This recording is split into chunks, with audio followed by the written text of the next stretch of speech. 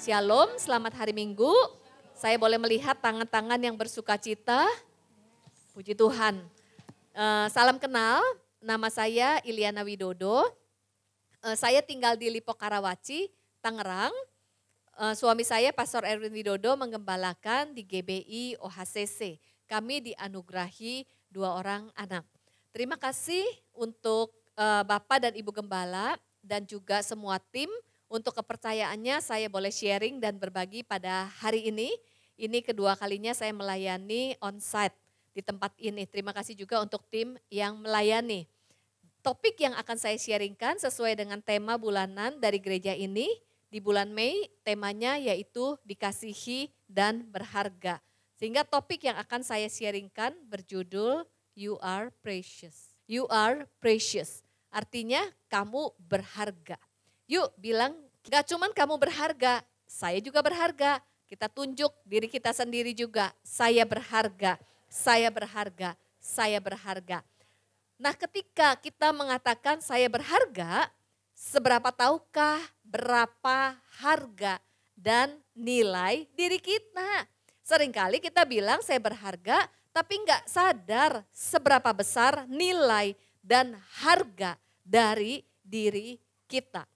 Kita perlu sadar karena hal tersebut akan mempengaruhi kehidupan kita.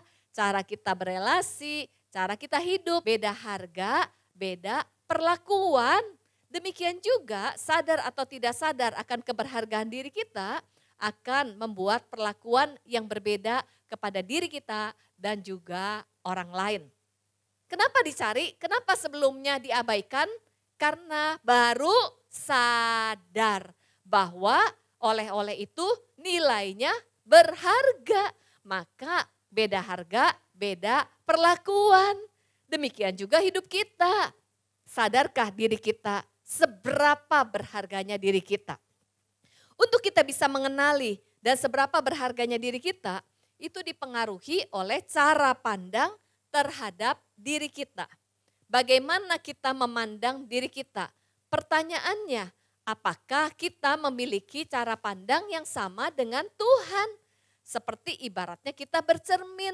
Seringkali yang kita lihat diri kita di cermin berbeda dengan apa kata Tuhan. Berbeda dengan cara pandang Tuhan.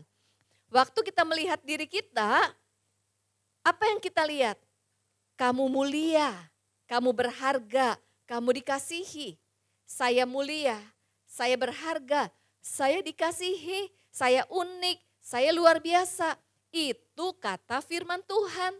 Tapi seringkali ketika kita melihat cermin, yang kita lihat kebalikannya, aduh saya jelek banget sih.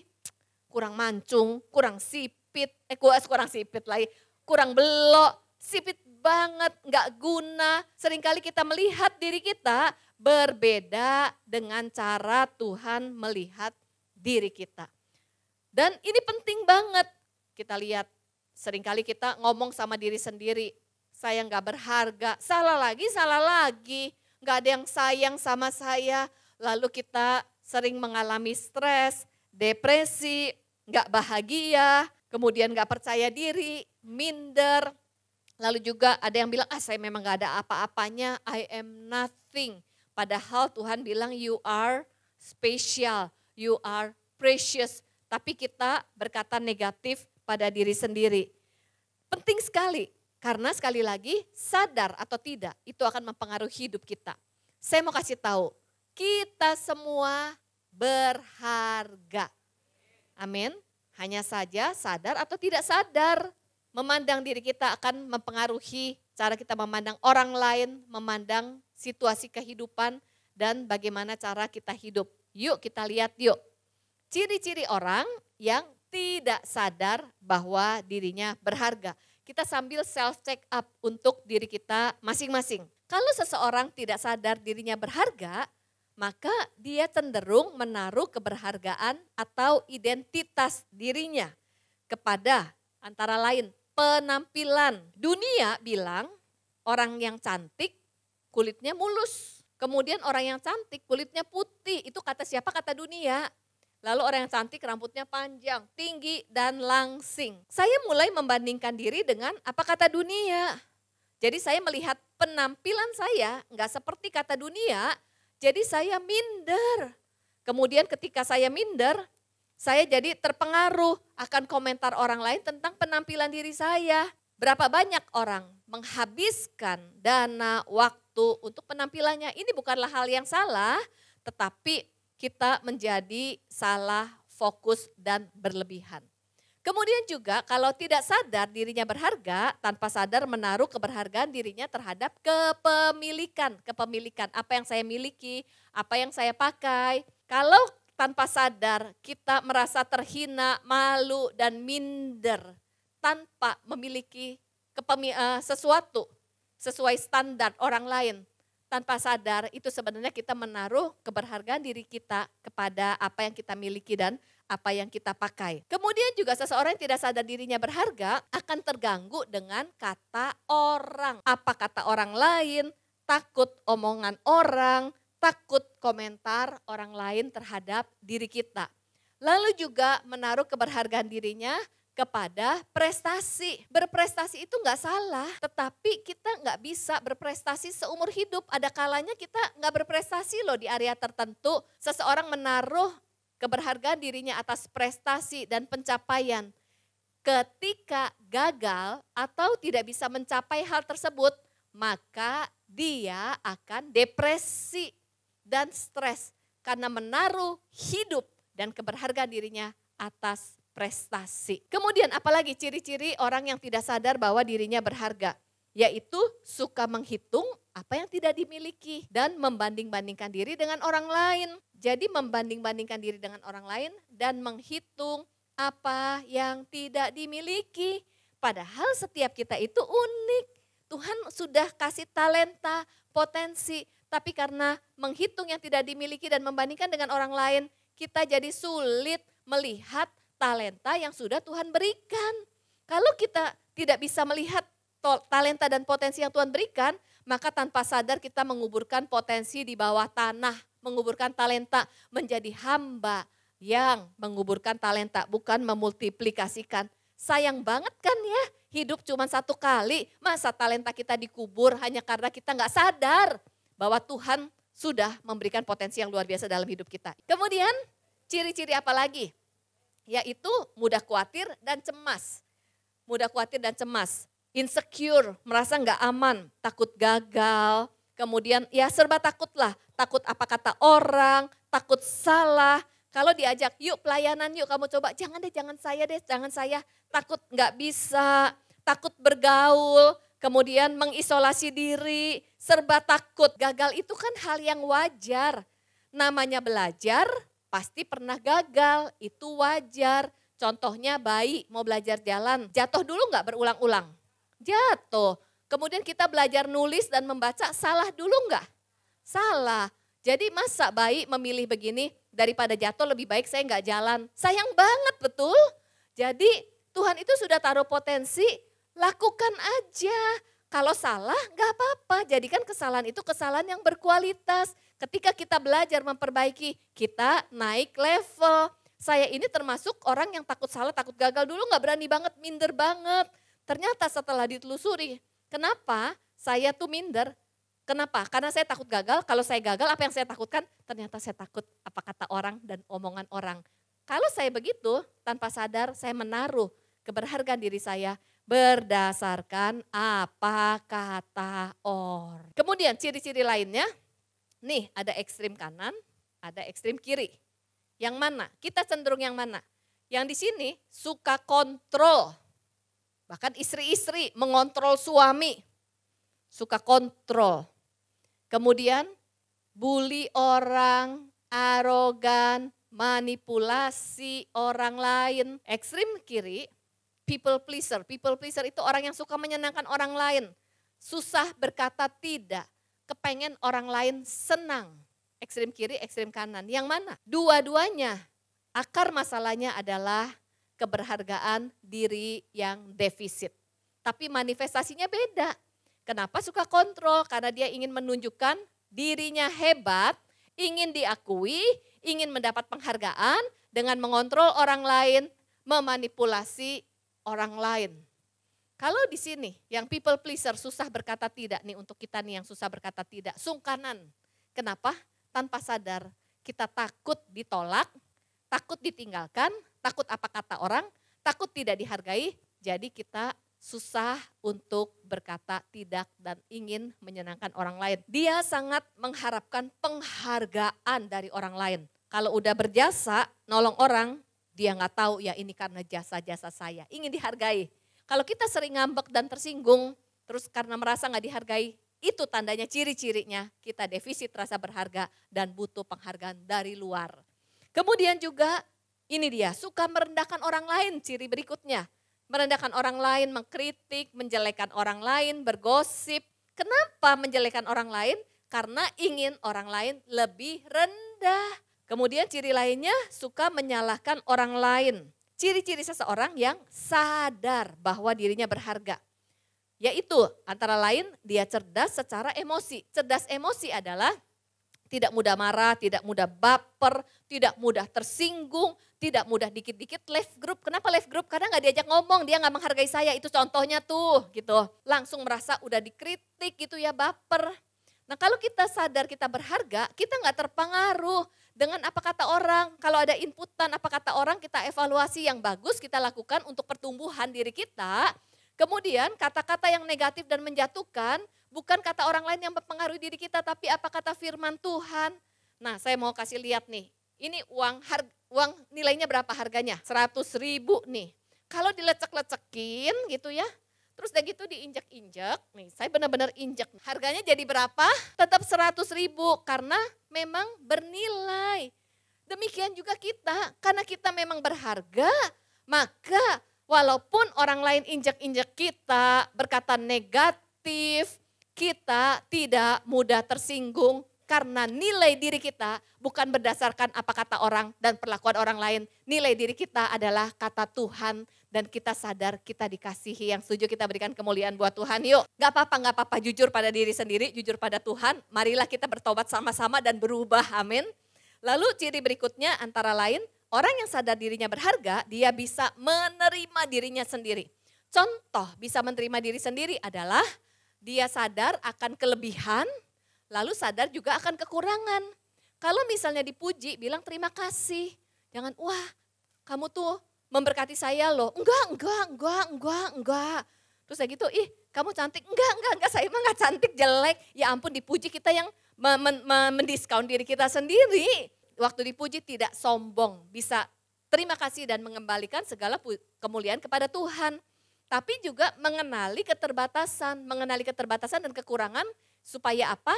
Tahu kapan minta bantuan, kapan kerjasama dan bisa berkolaborasi karena ngerti artinya kerjasama. Orang yang tidak bisa menerima diri sendiri, dia sulit menerima orang lain dan membutuhkan penerimaan orang lain. Orang yang tidak bisa menghargai diri sendiri, dia sulit menghargai orang lain dan dia tetap haus akan penghargaan. Itu menarik loh. Makanya firman Tuhan ditulis, kasihilah Tuhan Allahmu dengan segenap hatimu dan kasihilah sesamamu manusia seperti dirimu sendiri. Jadi untuk kita bisa berelasi baik dengan orang lain, kita juga perlu punya relasi dengan diri kita sendiri yang baik, yang dipulihkan. Yaitu bagaimana kita menerima, menghargai diri seperti Tuhan menerima kita dan menghargai kita. Contoh orang yang gak bisa menerima diri sendiri, dia sulit menerima orang lain. Lihat orang punya kelebihan, iri hati, gak bisa terima. Lihat orang punya kekurangan, dikritik, kemudian dituntut suruh berubah menjadi seperti yang kita inginkan. Contohnya kita punya pasangan, kita kritik melulu, kita suruh berubah menjadi seperti yang kita mau. Bukankah kita perlu saling menerima dan mengasihi, betul? Kan jadi konflik suami istri. Lalu seseorang yang sadar dirinya berharga, dia tidak panik saat menghadapi kegagalan. Karena sadar bahwa kegagalan itu adalah bagian dari pembelajaran. Kemudian juga bisa melewati badai hidup. Kenapa? Ketika melewati badai hidup, dia percaya bahwa Tuhan mengasihi dan percaya Tuhan tahu yang terbaik. Dan percaya Tuhan tetap memegang tangannya karena sadar dikasihi dan berharga. Tapi kalau enggak, udah merasa Tuhan meninggalkan saya, Tuhan enggak sayang sama saya, Tuhan enggak jawab doa saya, Nah itu punya cara pandang yang gak baik kepada Tuhan karena gak sadar kita dikasihi. Lalu orang yang sadar dirinya berharga, dia juga akan bertanggung jawab.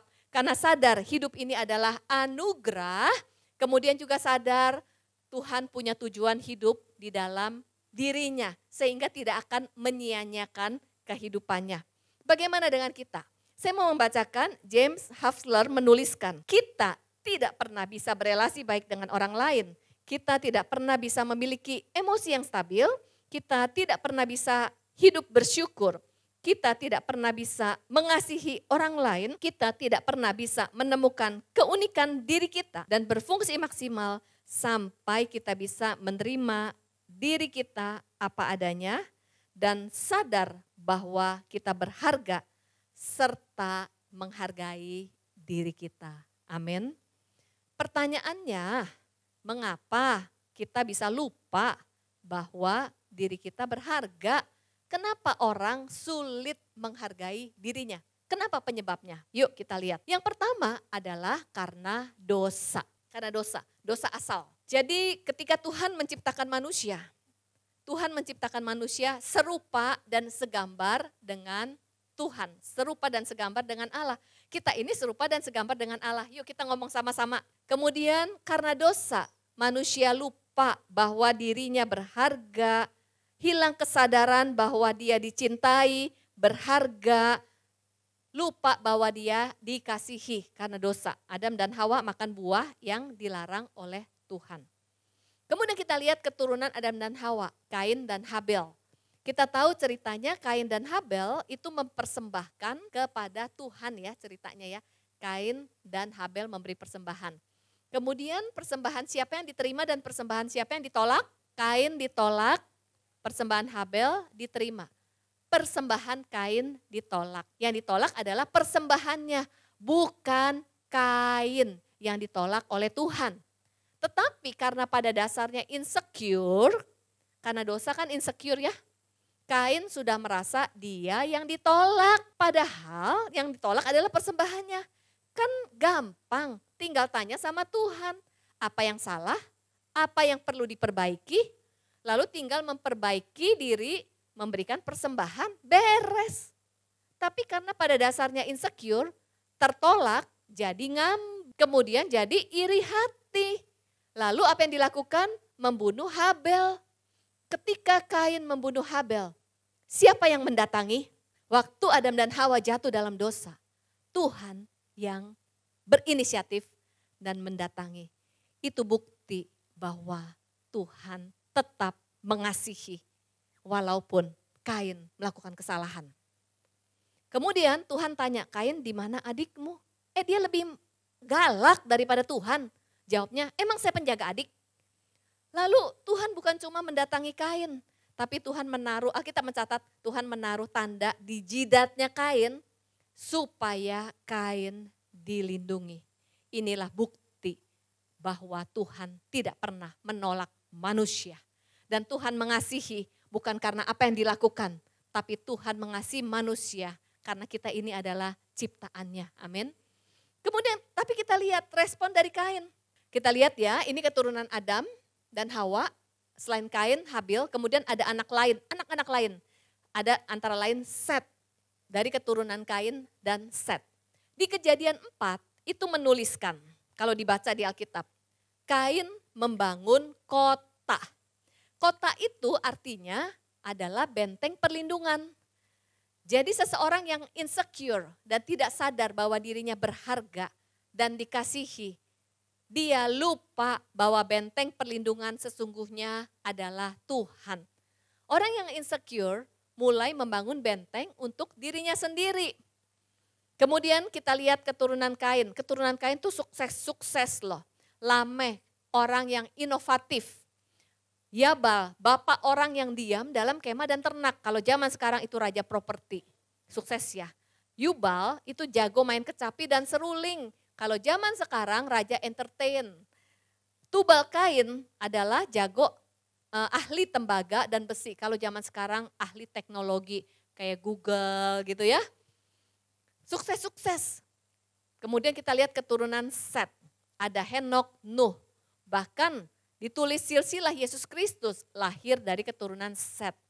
Alkitab hanya mencatat keturunan Kain sampai Kejadian 4. Tapi keturunan Set itu terus ditulis silsilahnya sampai Yesus Kristus. Apa yang berbeda? Ternyata di dalam dunia ini ada kesuksesan. Kain di sini ya, oke. Kesuksesan tipe atau jenis Kain. Ada kesuksesan jenis Set. Ini nih kesuksesan jenis Kain. Sering gak kita dengar gini, anak-anak kamu itu harus sekolah yang rajin ya, supaya kamu berhasil, supaya jangan dihina. Kamu harus berhasil supaya kita dihargai. Jadi Kain mengejar kesuksesan. Boleh nggak kita sukses? Nggak salah.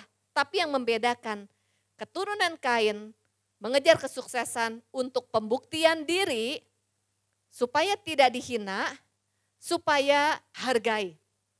Tetapi keturunan Set mengejar kesuksesan, tanda kutip, bukan kesuksesan yang dikejar, hidup sukses karena memberikan yang terbaik, karena sadar hidup ini adalah anugerah.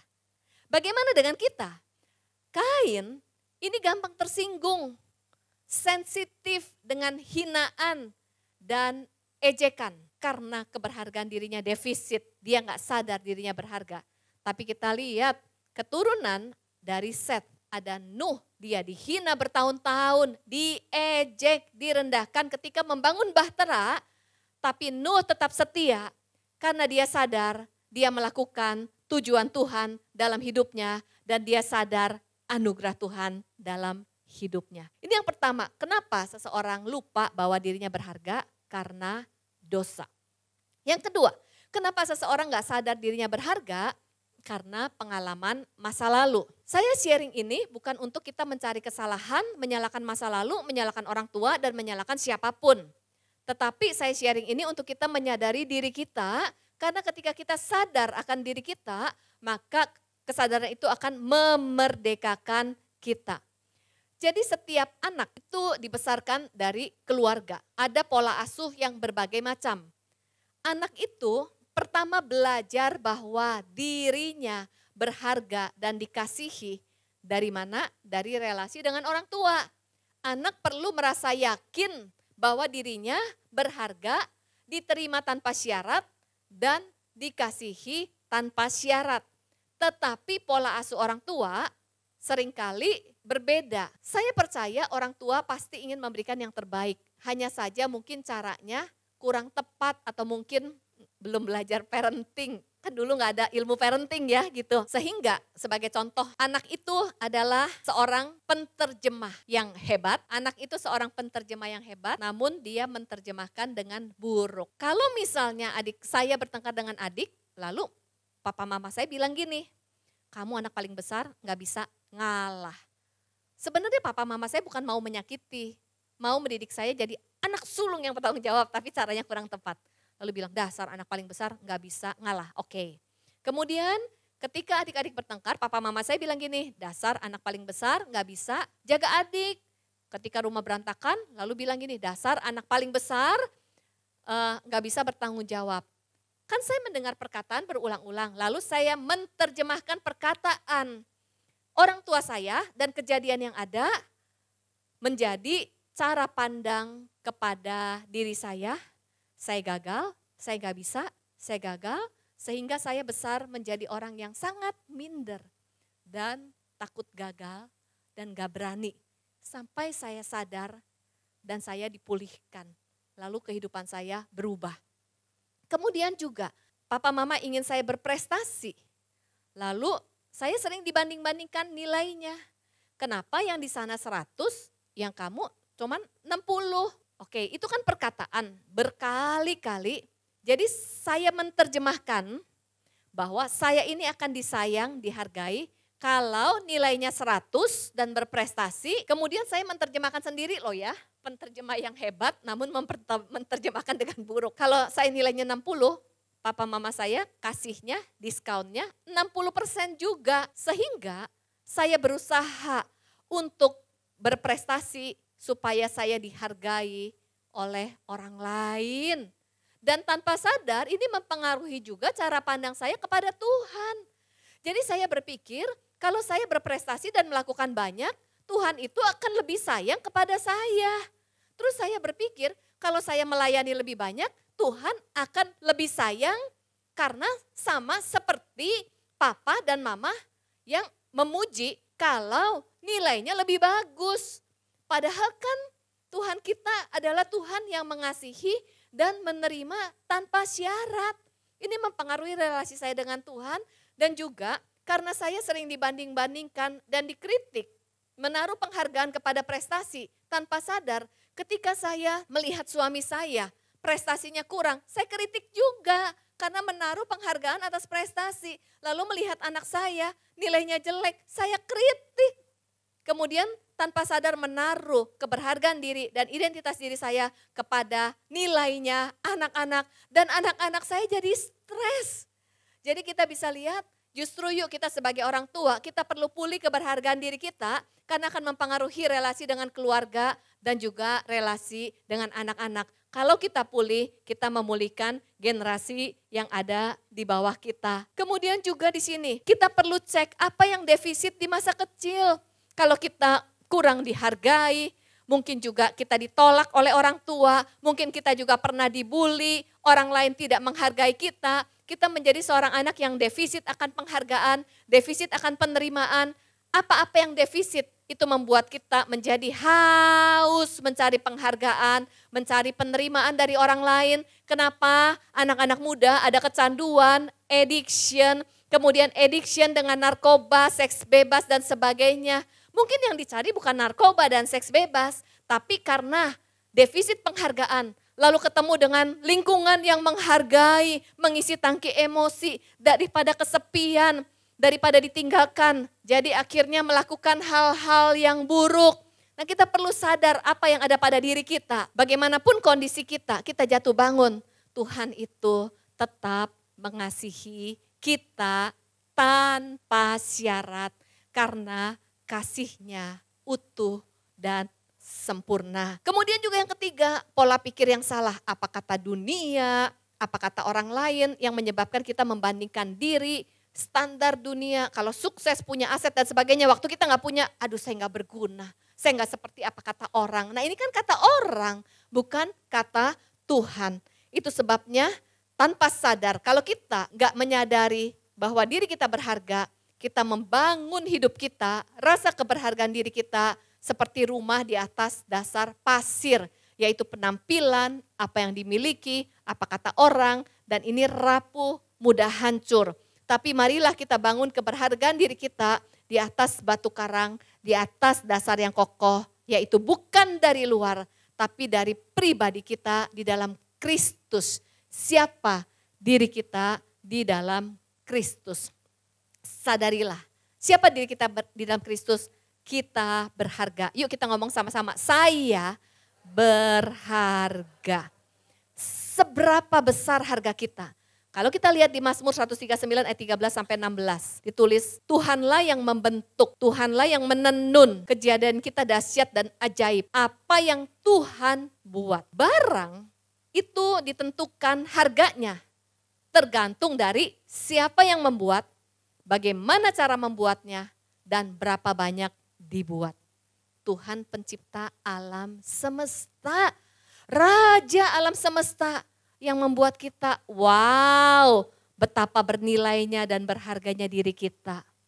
Lalu bagaimana cara membuatnya? Di sini ditulis caranya membentuk dan menenun.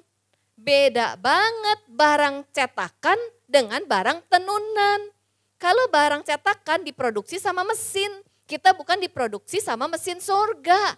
Tahu nggak? Ketika Tuhan menciptakan dunia, Tuhan tuh berfirman, maka jadilah dunia. Tuhan menciptakan alam semesta, Tuhan berfirman. Tapi ketika Tuhan menciptakan kita, bukan Tuhan berfirman, tapi Tuhan membentuk dengan tangannya sendiri, dengan cara menenun. Pekerjaan menenun itu unik, hati-hati, artinya ketika Tuhan menenun kita, mata, hati, dan pikiran Tuhan tertuju kepada diri kita Karena kita berharga, spesial, dan unik. Kita berikan kemuliaan buat Tuhan yuk. Tapi seringkali apa yang kita pikirkan bukan apa kata Tuhan. Bukan apa kata firman Tuhan. Yang kita pikirkan bukan isi hati Tuhan. Bukan pikiran Tuhan. Tapi yang kita pikirkan seringkali apa kata orang lain tentang diri kita. Kita berharga dan unik. Dan kita ini satu-satunya spesial. Limited edition. Gak ada yang sama seperti kita. Siapa yang membuat? Tangan Tuhan sendiri.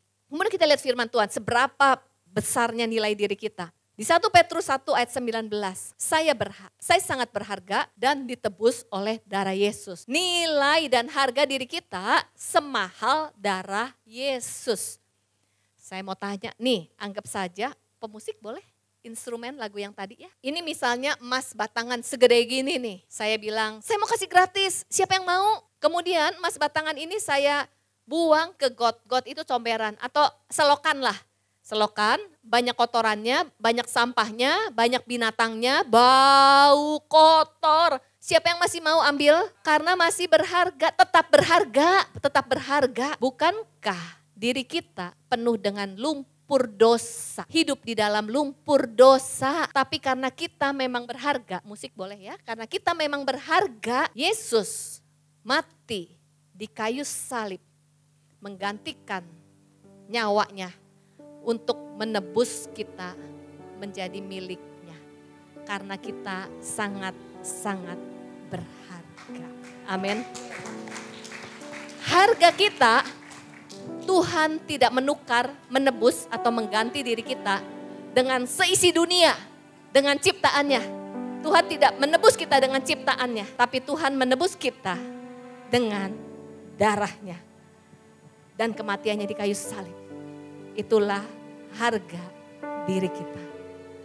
Kalau kita sadar diri kita berharga, kita tidak akan mengisi hidup kita dengan perkara yang sia-sia dan murahan. Kalau kita sadar akan kasih Allah, kita akan memberikan yang terbaik. Hidup kita adalah menyembah Dia. Karena kita ciptaan yang berharga dan mulia. Yang setuju saya mengajak kita bangkit berdiri.